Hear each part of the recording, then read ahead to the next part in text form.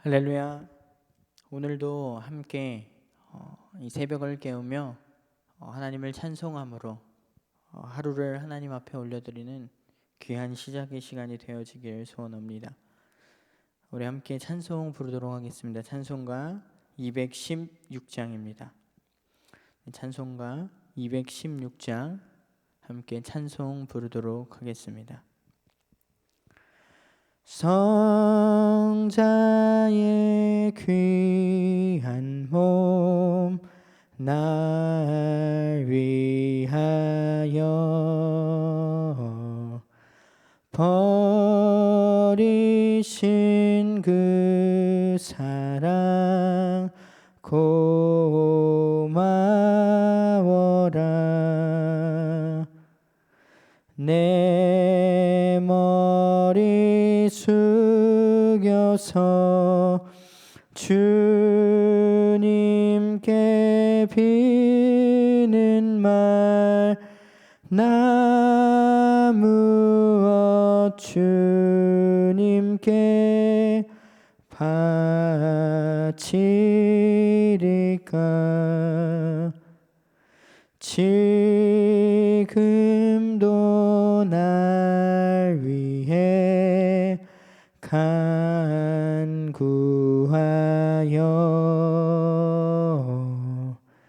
이 옅은 믿음이 하옵나니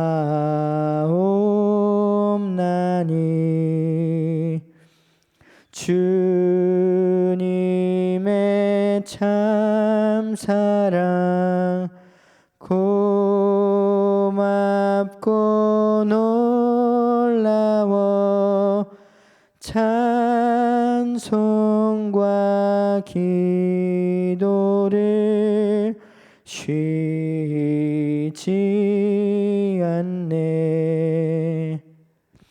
주님의 십자가 나도 지고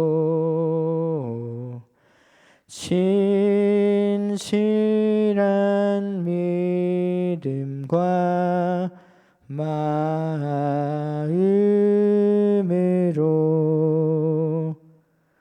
형제의 사랑과 친절한 위로를 네게 나 베풀게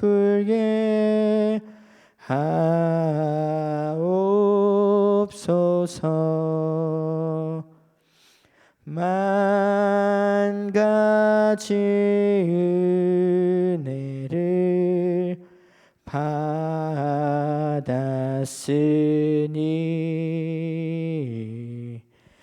내 평생 슬프나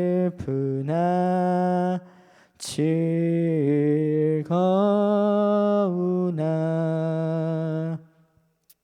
이 몸을 온전히 주님께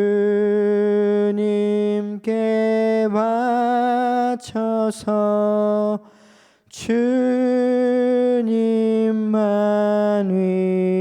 위하여 늘 살겠네.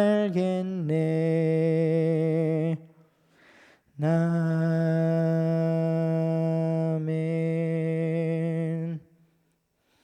우리 이 시간 함께 기도하도록 하겠습니다.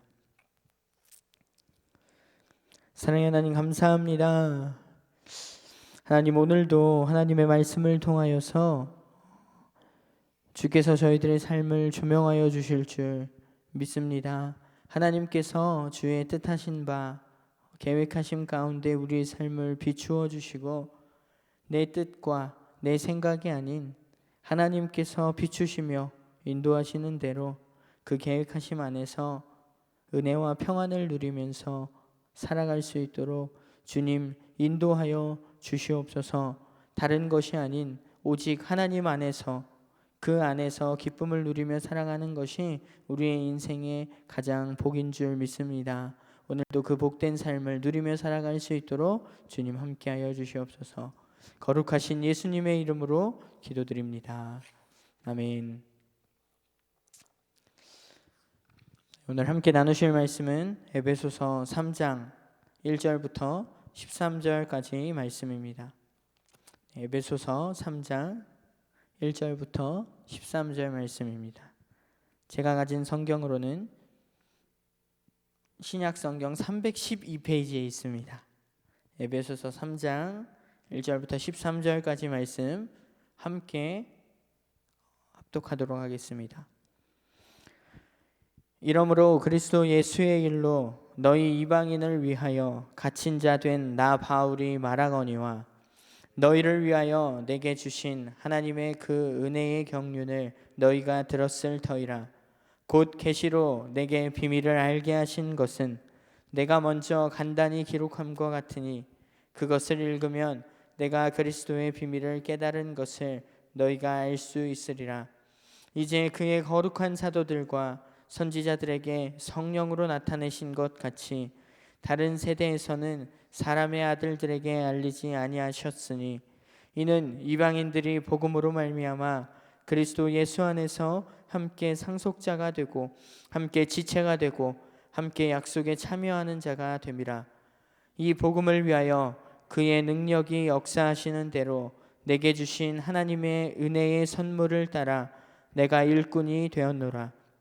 모든 성도 중에 지극히 작은 자보다 더 작은 나에게 이 은혜를 주신 것은 측량할 수 없는 그리스도의 풍성함을 이방인에게 전하게 하시고 영원부터 만물을 창조하신 하나님 속에 감추어졌던 비밀의 경륜이 어떠한 것을 드러내게 하려 하심이라. 이는 이제 교회로 말미암아 하늘에 있는 통치자들과 권세들에게 하나님의 각종 지혜를 알게 하려 하심이니 곧 영원부터 우리 주 그리스도 예수 안에서 예정하신 뜻대로 하신 것이라. 우리가 그 안에서 그를 믿음으로 말미암아 담대함과 확신을 가지고 하나님께 나아감을 얻느니라. 그러므로 너희에게 구하노니 너희를 위한 나의 여러 환난에 대하여 낙심하지 말라. 이는 너희의 영광이니라. 아멘.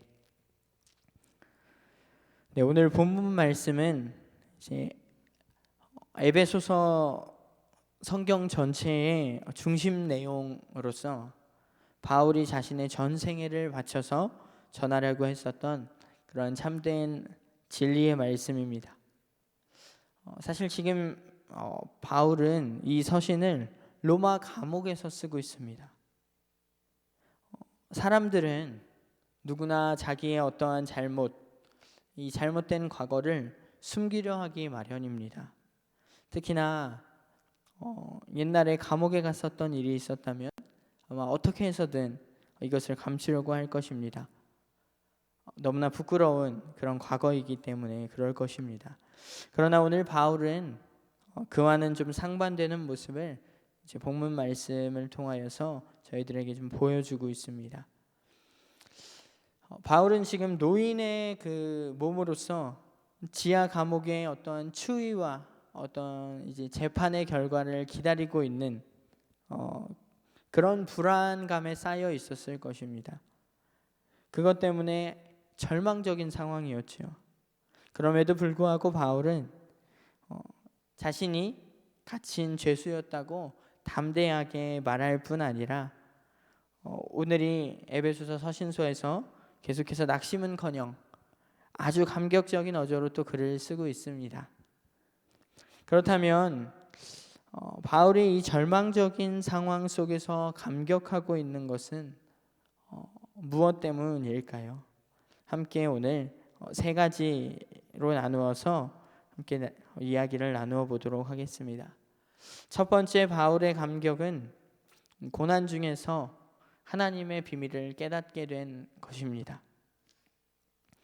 바울이 처음 감옥에 들어갔을 때는 굉장히 낙심이 되었을 것 같습니다. 아직도 전도할 곳이 많고 교회를 세워야 할 곳들이 너무나도 많은데 또 이미 세운 교회들조차 흔들리고 있으니 그 교회들을 열심히 돌보아야 하는데, 그래서 지체할 시간이 없는데 이렇게 감옥에 갇혀서 그 금쪽 같은 시간들을 낭비하고 있으니 참으로 낙심이 되었을 것입니다. 그러다가 어느 순간 바울은 하나님의 계시를 받으면서 이 하나님의 놀라운 비밀을 깨닫게 되었습니다. 2절에서 4절 말씀인데요, 한 번만 다시 같이 함께 읽어보도록 하겠습니다. 2절부터 4절까지 함께 읽도록 하겠습니다. 너희를 위하여 내게 주신 하나님의 그 은혜의 경륜을 너희가 들었을 터이라. 곧 계시로 내게 비밀을 알게 하신 것은 내가 먼저 간단히 기록함과 같으니 그것을 읽으면 내가 그리스도의 비밀을 깨달은 것을 너희가 알 수 있으리라. 아멘. 이 복음의 비밀이 수많은 사람들에게 전파되도록 하기 위해서 바울에게 계시되었던 것입니다. 하나님께서 바울에게 계시해 주신 것입니다. 바울은 이 하나님의 은혜로 복음이 주는 신비로운 진리를 깨닫게 되었습니다. 이전 세대에서는 사실 구약의 어떤 선지자들, 그 선지자들조차도 경험해 보지 못했었던 분명한 진리와 은혜를 성령님의 도우심을 받아서 깨닫게 되었던 것입니다. 복음의 비밀은 특별히 성령님에 의하여 계시가 되어졌습니다. 자, 이어서 5절 말씀입니다. 이제 그의 거룩한 사도들과 선지자들에게 성령으로 나타내신 것 같이 다른 세대에서는 사람의 아들들에게 알리지 아니하셨으니.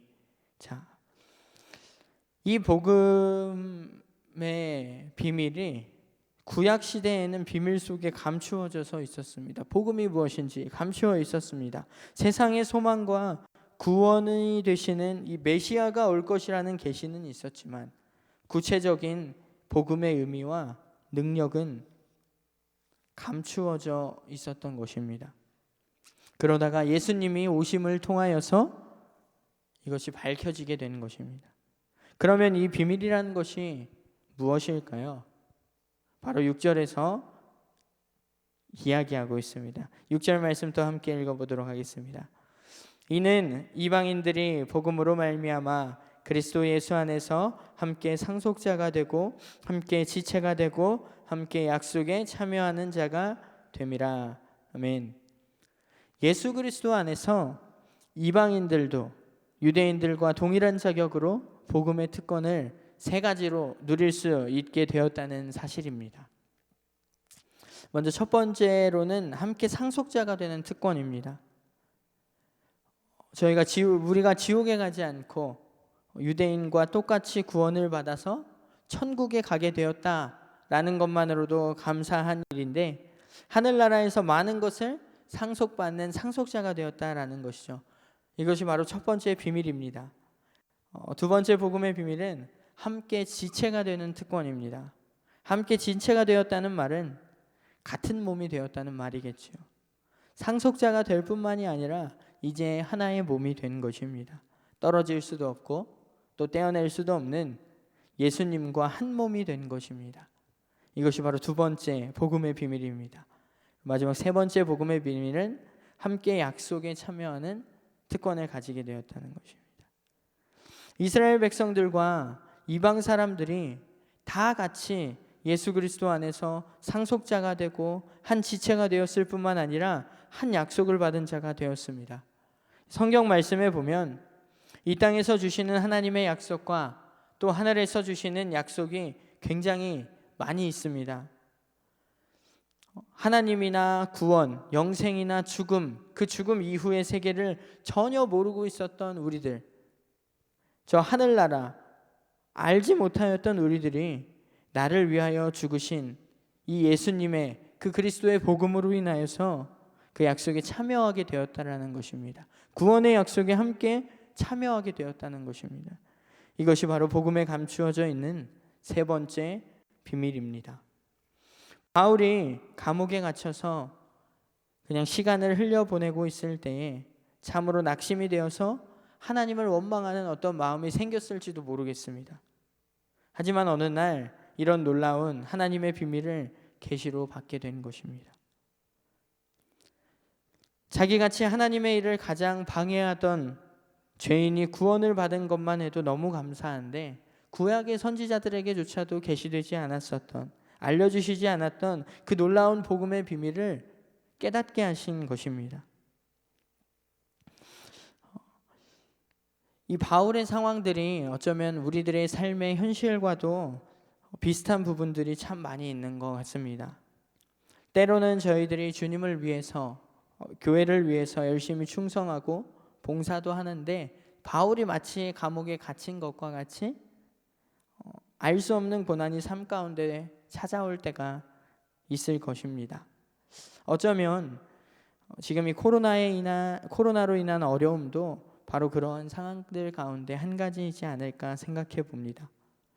그러나 이때 믿음의 사람들은 낙심하는 것이 아니라 반드시 하나님의 뜻과 계획하심이 있음을 믿음으로 선포하며 살아내는 사람인 줄 믿습니다.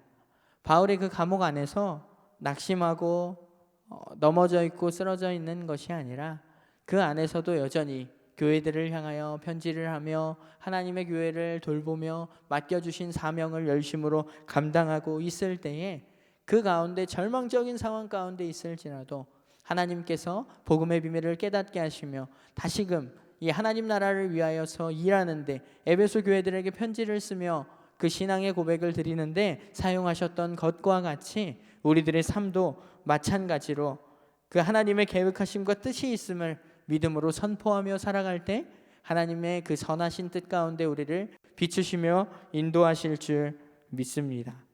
자, 두 번째 바울의 감격은 자신을 그 비밀을, 이 복음의 비밀을 전하는 사역자로 세우신 것에 대한 감격이었습니다. 8절 말씀입니다. 함께 읽겠습니다. 모든 성도 중에 지극히 작은 자보다 더 작은 나에게 이 은혜를 주신 것은 측량할 수 없는 그리스도의 풍성함을 이방인에게 전하게 하시고. 자, 바울이 과거에 얼마나 이 그리스도인들을 박해하던 그러한 사람이었습니까? 수많은 교인들을 붙잡아 옥에 가두고 또 핍박하던 자였습니다. 교회에서 예배드리는 것을 항상 방해하던 그런 사람이었습니다. 더욱이 초대교회 기둥 같은 인물이었던 믿음의 사람 이 스데반을 죽이는데 앞장섰던 사람이었습니다. 때문에 바울은 자신을 스스로 표현하기를 이 디모데전서 1장 15절에서 보면 죄인들 중에 괴수라고 이야기했습니다. 사실 바울이 교회를 향해서 저지른 범죄로 따지면 벌써 죽임을 당해도 마땅한 죄인이었습니다. 그러나 다메섹 도상에서 바울을 부르시고 복음의 일꾼이 되게 하신 것은 하나님의 은혜가 아니면 그 어떤 것으로도 설명할 수가 없습니다. 더욱이 이 하나님의 놀라운 비밀인 그리스도 안에서 유대인과 이방인이 하나가 되는 그 결정적인 상황들 속에서 자신을 통하여 이 하나님께서 일하시니까 바울은 감격할 수밖에 없었습니다.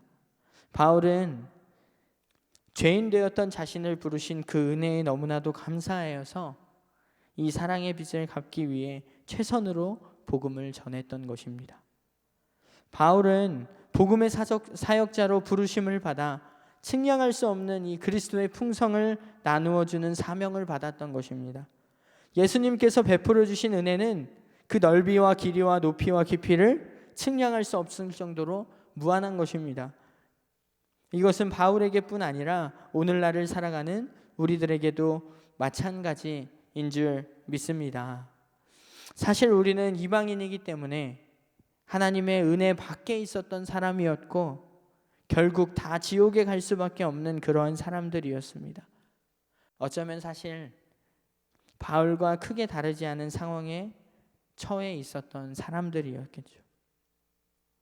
그러나 예수님의 십자가의 은혜로 우리가 구원을 받았고 하나님의 자녀가 되었습니다. 또 하나님께서 바울과 마찬가지로 우리로 하여금 이 깨달은 복음의 비밀을 전하는 복음의 일꾼으로 세우신 줄 믿습니다. 마지막 세 번째 바울의 감격은 교회를 통해서 그 비밀을 선포하게 하신 것입니다. 10절 말씀입니다. 함께 읽겠습니다. 이는 이제 교회로 말미암아 하늘에 있는 통치자들과 권세들에게 하나님의 각종 지혜를 알게 하려 하심이니. 이 말씀은 하나님의 교회를 통해서 구원의 복음이 온 세상에 전파되고 유대인과 이방인이 하나가 된다는 것을 알게 될 것이다 라는 그러한 말씀입니다. 다시 말하면 하나님께서는 지금도 하나님 나라 확장을 위하여서 교회를 통하여 일하신다라는 말씀입니다. 하나님은 교회를 세우시고 그 교회를 통하여 예배를 받으시고 또 능력을 나타내시고 우리 성도들과 교제하기를 원하십니다. 다시 말하면 오늘날 교회는 그리스도의 몸된 지체로서 머리 되시는 예수님의 뜻과 그 사역을 함께 하고 있는 것입니다. 끝으로 12절 말씀 함께 읽도록 하겠습니다. 12절 말씀입니다. 우리가 그 안에서 그를 믿음으로 말미암아 담대함과 확신을 가지고 하나님께 나아감을 얻느니라. 아멘. 계속되는 이 코로나 비대면의 시대 가운데서 하나님께서 먼저 우리에게 이 하나님의 사랑을 깨닫게 하시고 이 복음의 비밀을 깨닫게 하시면서 우리를 등마루 교회의 일원으로 부르시며 또 그 사랑을 전하는 복음의 일꾼으로서 우리를 부르신 줄 믿습니다. 그렇다면 복음의 일꾼으로 우리를 부르신 그 하나님의 계획하심과 뜻이 무엇인지, 우리에게 주신 사명이 무엇인지, 이 시대 가운데 우리가 무엇을 해야 하는지 영적으로 깨어서 하나님의 뜻을 구하는 우리 모든 등마루 성도님들이 되시길 소망합니다. 그 어느 때보다 하나님의 도움이 절실히 필요한 이 시대 가운데 복음의 비밀을 먼저 깨달아서 알게 된 우리들이 하나님의 거룩한 성전으로 굳건히 서 있을 때 하나님의 도우심을 바라며 한마음 한뜻으로 함께 기도하며 나아갈 때 교회가 회복되고 성도들이 함께 모여 예배드리는 날이 속히 올 줄 믿습니다. 하나님께서는 여전히 지금도 교회를 통하여서 이 하나님의 복음의 비밀을 선포하시는 분이신 줄 믿습니다.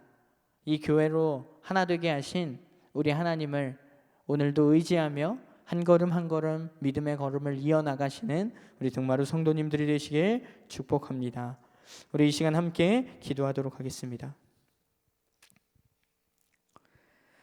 사랑의 하나님 감사합니다. 죄인 되었던 우리를 부르시고 복음의 비밀을 깨달아 예수 그리스도의 십자가의 은혜와 그 사랑 안에 우리를 머물게 하시니 감사드립니다.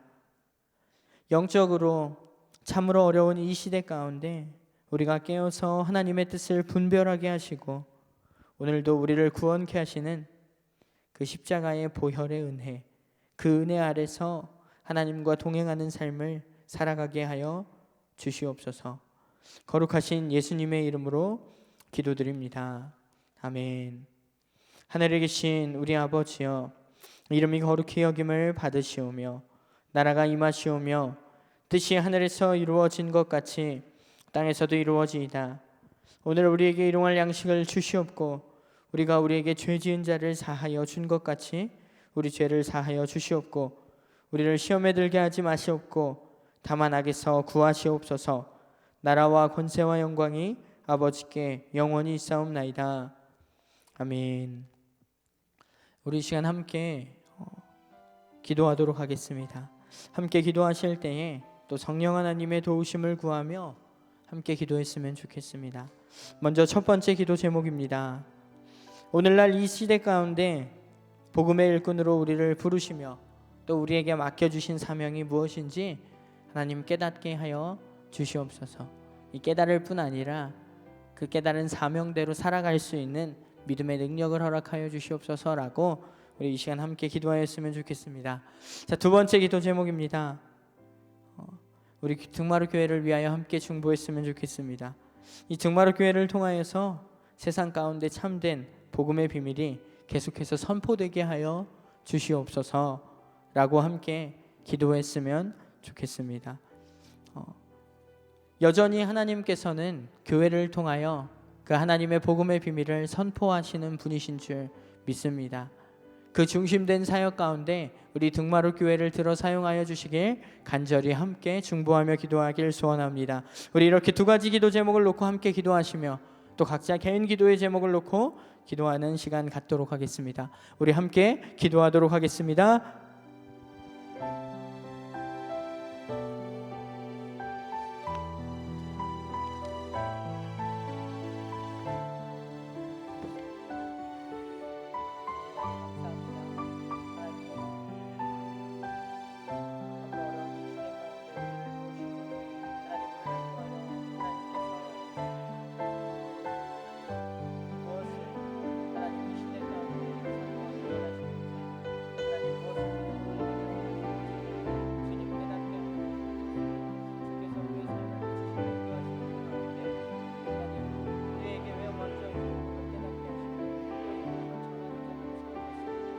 시대